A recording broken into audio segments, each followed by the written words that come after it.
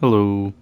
I believe Evioth, if I'm saying your name right, he wanted me to make like an updated guide on basically my Flux farming dino build. A lot of my builds have changed over the past few months just because of the Grand Orrery. It's a huge addition that adds so much to the game, so I'm going to go over this. Um, the basics of Flux farming, so like how you get all the magic find, because I also get asked that a lot. And I'm going to go into depth a little bit about like things to look out for, where to start, some tips and tricks, especially just some nice bonuses to farming. And yeah, let's get right into it. So first of all, I'm going to start with the build, I guess. Well, actually, no, I'm going to start with the Grand Orrery, then I'll go into the build. So with the Grand Orrery, there's two really important things. So one of the big things is the speed. So right here, there's 10. Right here's another 5. And then you come up over here, there's 8. So there's 23 permanent movement speed for every single class I'm going to farm on. So you don't necessarily need to do this on Dino. Obviously, I like to do it because it's a little bit more efficient. Splash damage is really nice. But then you come over here. Here's your magic find 3%. Another 3%, another 3%, and then right here is an 8%. There might be one more somewhere. I don't know. I think that's it. But there's a big boost to your magic find, which all ties in with your dragons. So every single dragon gives 50 magic find, except for block dragon. Block dragon gives 100, which gets doubled by Patron. So then just getting this dragon alone, that's 200. So one of the really big things is getting your dragons to start building up your base magic find. And as you're building up your base magic find, your gear ties in. So having max C4, 260 on each is a really nice bonus. Having it on your ring, obviously you don't have to go for a C4 ring, but when you're able to, it's very nice. There's an extra 300, which will double. And then if you're looking for even more, like some really good allies are Chester. I run him a lot. Otherwise, little luck beast if you have it. Also really good if you're trying to like straight up grind, but you're missing out on speed, which is why I tend to use Star, just because I get the 8 movement speed, the light, and then I get a speed boost when an enemy dies. So basically just double speed. But you don't have to go for this ally at all. You can be fine with Orc if you want the speed, or just Chester if you want the 10 movement speed. So those are some pretty decent ways of getting magic find. You can also run Pirate Captain for an extra 70, which will double for 140. So now, taking all that into account, as you're building up your base movement speed, another thing is mastery. After you reach 500 mastery, every single rank after that will give you 1 magic find. It's not a huge bonus, but still like 300 to 400 more. And then let's look a little bit closer at Patron. If you have Patron, it doubles your total magic find. So you get 100% magic find bonus. Which is huge. So basically that's why I have 16,000. Normally I'd have 8,000. So when people are asking how you have so much, it's probably because you don't realize just how much magic find there is to find in the game. So as you start building all that up, you get that big bonus, and then I'm going to drop my bonus, which might seem counterintuitive, but right here. Never mind, I'm in a club. I should have thought that through. So basically, when you die, it'll say you have lost your magical bonus, right? If I can load it in, it'll be easier to just show it. Perfect. So, respawn, right there. 4,869 magic find I just lost. 50% less magical. So, looking here, now I have 11,000 magic find. I was testing earlier on stream to, just because I was curious, but to show it. So, every single enemy you kill, regular enemy, right there, that's 1%. Respawn, I lost 1% magic find. So, just to show it even further, let me kill 3 enemies, and I'll show that I will have 3%. So, if you lose your bonus, it is not that big of a deal. There, 3% less magical. So all you have to do to get your bonus back is just kill 50 enemies. So don't worry about losing your bonus. It is not a big deal. And then I'm just going to go over the build quick before I actually get into like how you Flux farm in the main like things to it. So I know most of my builds used to use a Vamp. I now prefer Battle Berserk because in the Grand Orrery there's a slot that gives you 10% lifesteal, which I should also probably show. But with this lifesteal you can pretty much just guaranteed to stay alive, and you never have to run Vamp unless you want the speed. But that's located right here. 10% life leech is huge. When you're dealing so much damage, you're just going to be constantly healing, and you really shouldn't ever die. But to get into the build, attack speed and movement speed and magic find is really important. All three of those, especially for flux farming. The magic find is huge, the speed, and then the attack speed for dino. Obviously really important. For subclasses, you have some flexibility. I like Bard for just for the movement speed buff, so like I'll shoot, there I get the green buff, that's movement speed buff, and then I get the blue buff, and then I'll get the red buff after this.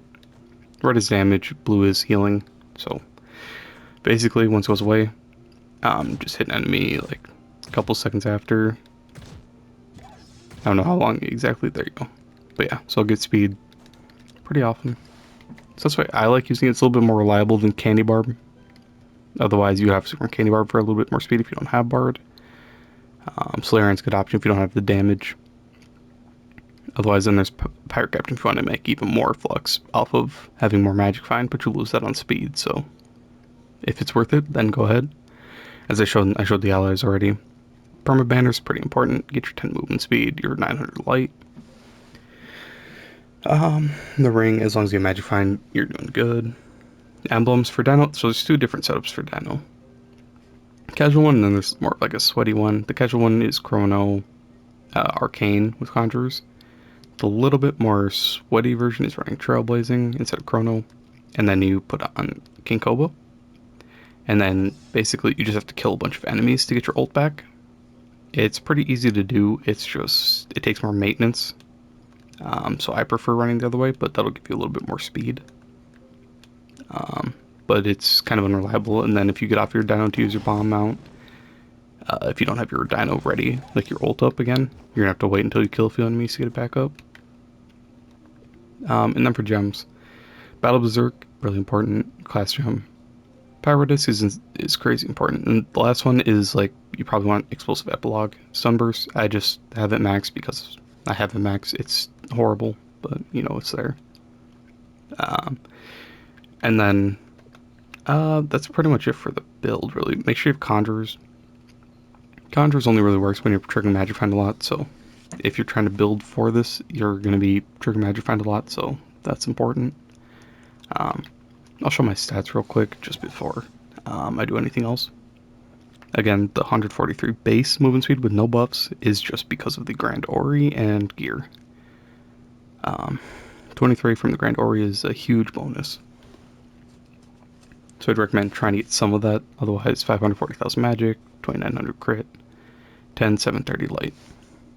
Pretty nice. And then if I hop on a mount, not my mount, but my dino, 183 movement speed.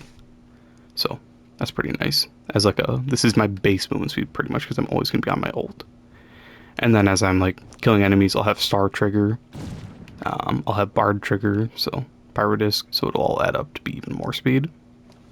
So Dino goes pretty fast. Obviously other classes like Lunar will definitely do it better, but they won't have the reliability of splash damage. Alright, now I'm going to go into U11 and try to show some things. I have my magic find like bonus again. I fully built up, just went and killed 50 enemies, got that up. So a few things I want to say before we're actually getting to like the actual farming part. Obviously this doesn't have to be done on Dino.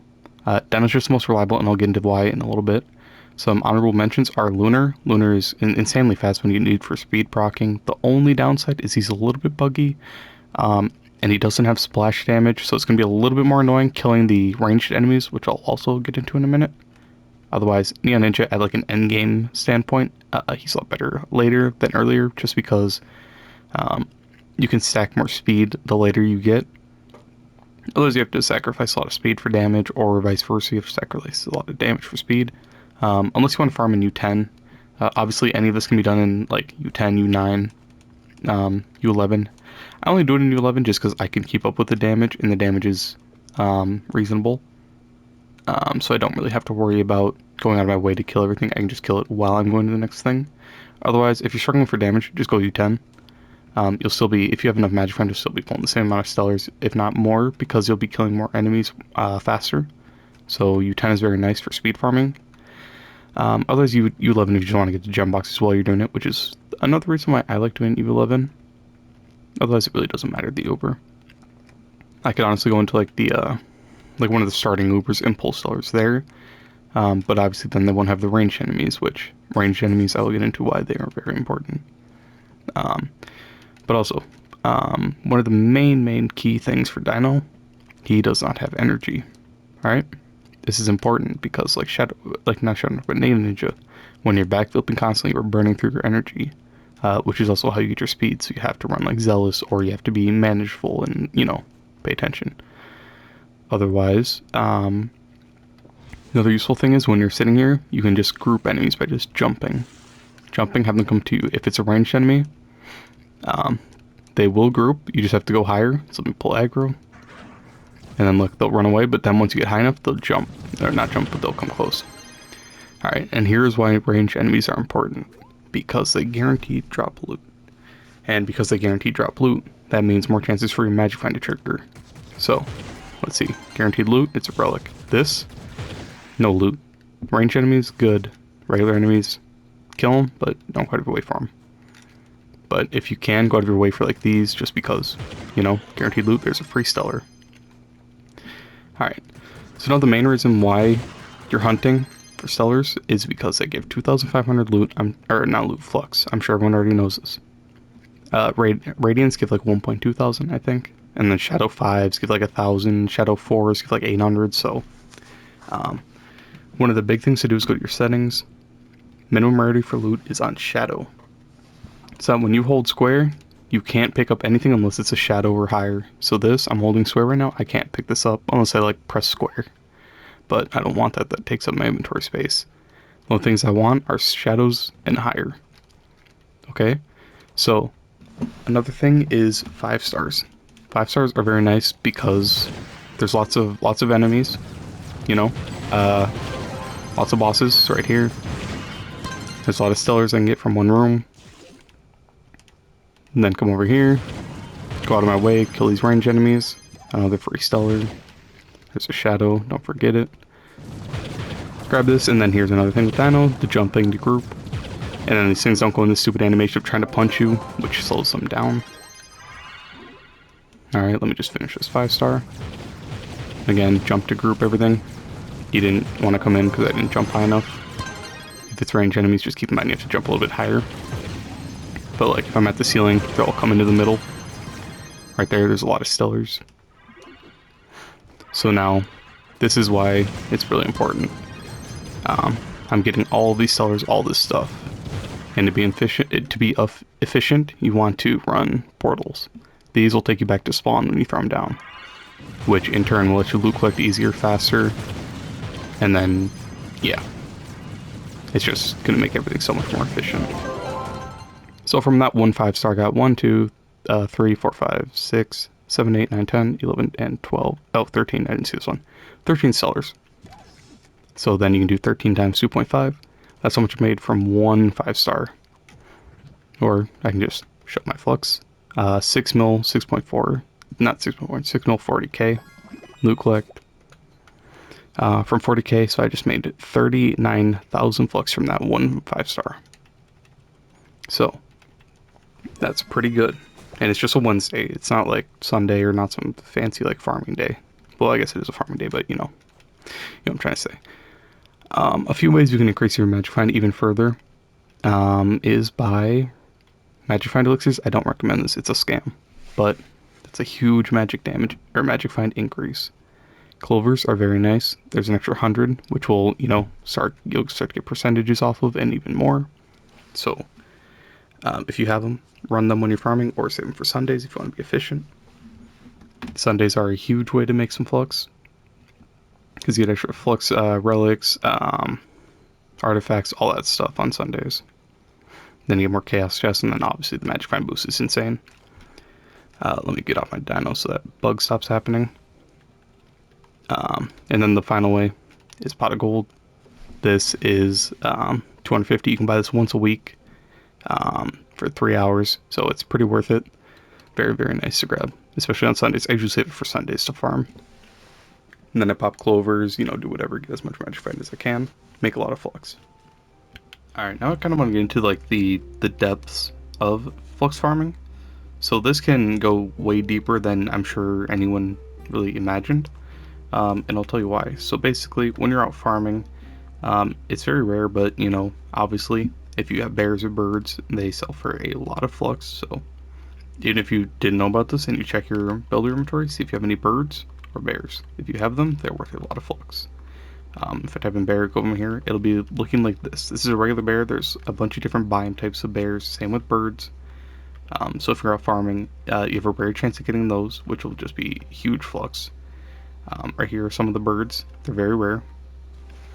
And then another thing, once you're done loot collecting all of your stellars, go ahead and check and see how much talismans you have. Talismans, I don't really sell mine anymore. I just let it build up.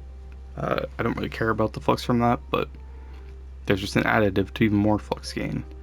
Then you come over to your regular tab. Scroll down, check and see how many stellar souls, how many pearls of wisdom you have, how many forge fragments you have. All these things will build up over time, and if you want, that's even more flux you can make while you're doing this. I don't sell mine again. I like to build it all up, and then like Christmas event, I usually donate it all. So that's why I build mine up, but sell 500 at a time, sell 200, 250, like 100, whatever you want for pearls.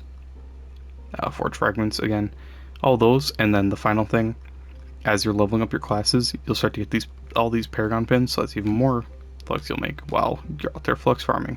Sell your paragon pins, that's a huge flux increase.